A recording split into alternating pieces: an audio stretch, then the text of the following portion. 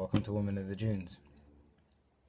Yes, this is how much I actually enjoyed your introduction video that I got very excited and recorded mine a bit ahead of time. But obviously this is spoiler free. You don't have to watch it now. You can wait for the book to be read, but I thought I'd do it while I have a bit of time. So there's actually a huge preface to why I chose this book. It's not really about the plot itself, but what the book represents at this stage of my life. It sounds super dramatic, I know, but it's something I've been really thinking about for at least easily the past 5 years. So this may appear to go off topic, but it's actually all connected. So I have to begin with what I call my love-hate relationship with an aspect of Japanese culture. As you know, I'm a huge fan of anime culture, and there's nothing that gets me more nostalgic than 80s, 90s anime culture, otaku, the typical anime culture of that time. Specifically that time, the mangas, the cinema, the television, the video games, to be specific. And it's actually this very nostalgia that has drawn me to this book.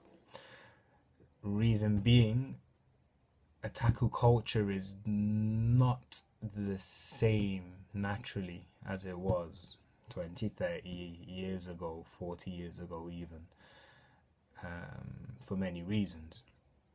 The best comparison I can actually give to you, funnily enough, is the beatnik culture. When looking into the beat culture, the beat generation, in preparation for On the Road, I found it really interesting that I thought all of that was beatnik, but it's not beatnik. It's the beat generation, and the beatniks were like a subculture, which I never knew were two separate things. And the reason it's a subculture is because the beatniks were the people who later kind of were inspired by the beat writers, and they kind of stereotyped themselves, and they kind of parodied. It's not even a parody, but it became a parody of what the beat writers represented, and so it kind of became a cliche.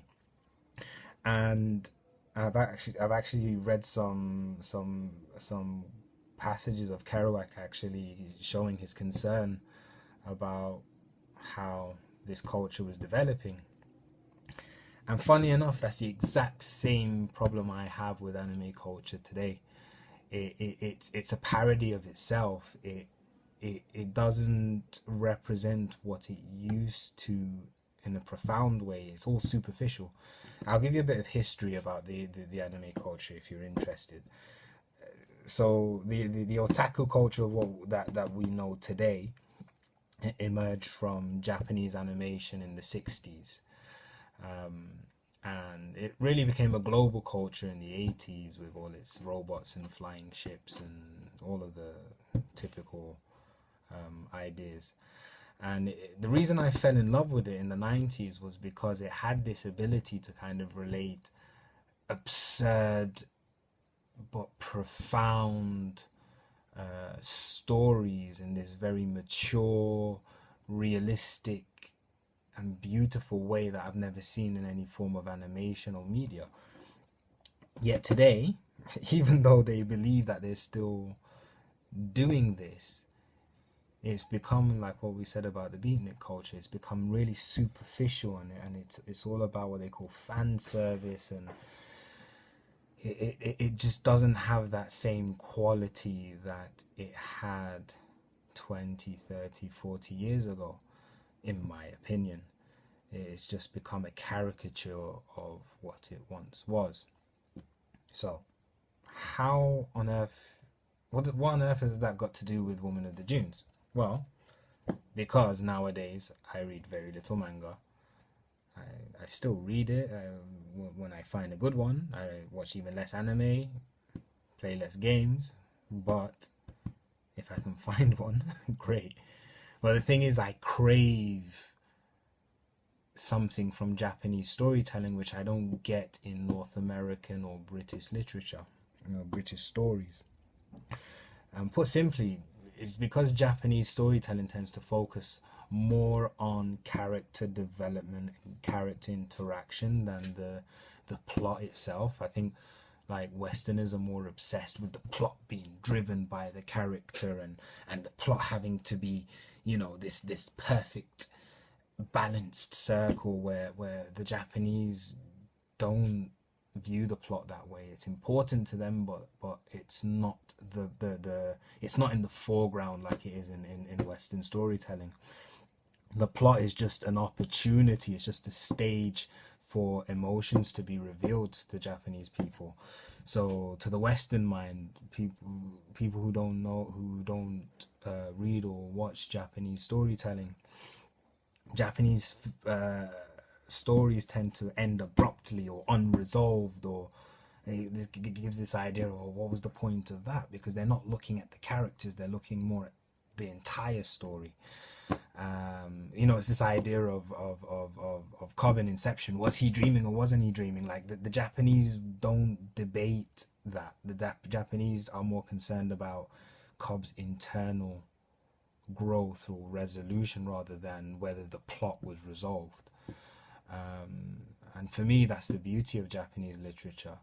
It focuses more on the character, and that allows you to have a really intimate connection with those characters. That's so different from that in Western storytelling, because it doesn't focus on character development in the same way. So I enjoy connecting with Japanese characters and reading Japanese stories, because we see the world through a different lens.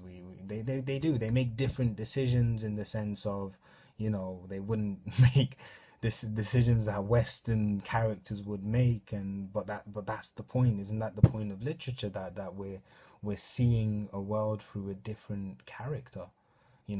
I don't really believe in this idea of I have to relate with the protagonist every single time. I mean, that's boring for me to have to relate with the protagonist every single time. No, I want to read about a character I may dislike, so I can understand his motives and his reasons for doing things. So I have no problems with not relating to a protagonist or a character.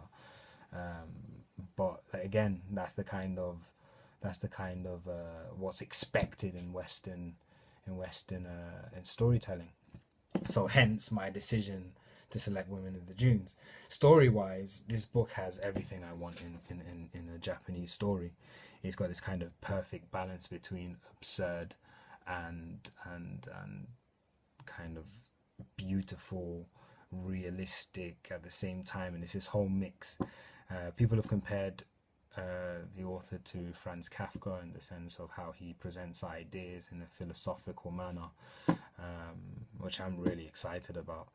Funnily enough, is also a post-war piece, but I have no idea how that actually affects the story itself. I don't think it's related to the story in any way, in the sense that that On the Road was, but I could be wrong. Maybe the whole